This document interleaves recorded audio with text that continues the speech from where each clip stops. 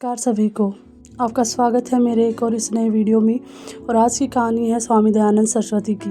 इस कहानी को शुरू करने से पहले हम कुछ स्वामी दयानंद सरस्वती के बारे में जान लेते हैं। स्वामी दयानंद सरस्वती भारत के एक महान समाज सुधारक और आर्य समाज के संस्थापक थे।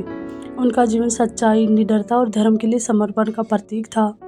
एक बार उनके जीवन में एक प्रेरणादायक प्रसंग हुआ, जिससे के माध्यम से हमें ये पता चलता है कि सच्चाई के मार्ग पर चलने के लिए साहस और दृढ़ता कितनी आवश्यक होती है।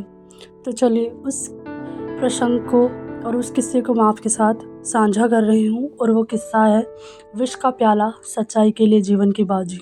यह घटना उस समय की है जब स्वामी दयानंद सरस्वती भारत भर में सत्य वेद के प्रचार में लगे हुए थे। वे जात पात, मूर्ति पूजा और अंधविश्वास के सख्त विरोधी थे। उनके विचार समाज के कई लोगों को चुभते थे, विशेष रूप से पाखंडी पुजारियों और स्वार्थी राजाओं को। एक बार वे जोधपुर राज्य में प्रवास पर थे।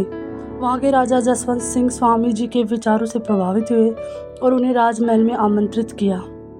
स्वामी जी ने राज्यसभा में वेदों की महिमा, मूर्ति पूजा का खंडन और एकेश्वरवाद की सशक्त व्याख्या की।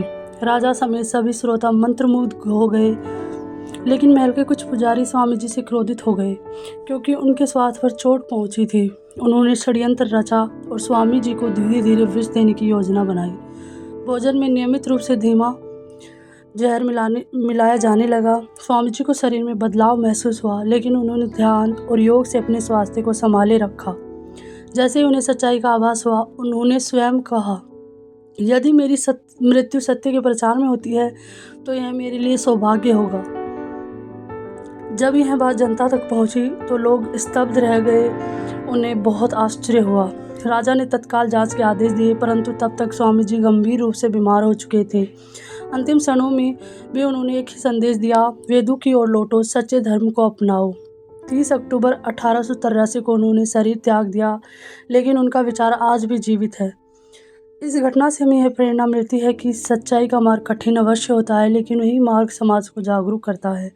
स्वामी दयानंद ने अपने प्राणों की आहुति देकर भारत को धार्मिक पुनर्जागरण का संदेश दिया। उनका जीवन आज भी युवाओं को साहस, सच्चाई और धर्म के लिए जीने की प्रेरणा देता है। आपको कहानी कैसी लगी कमेंट सेक्शन में ज़रूर बताएं और वीडियो को लाइक करें, चैनल को सब्सक्राइब करें और अपने दोस्तों को शेयर करें। Thank you.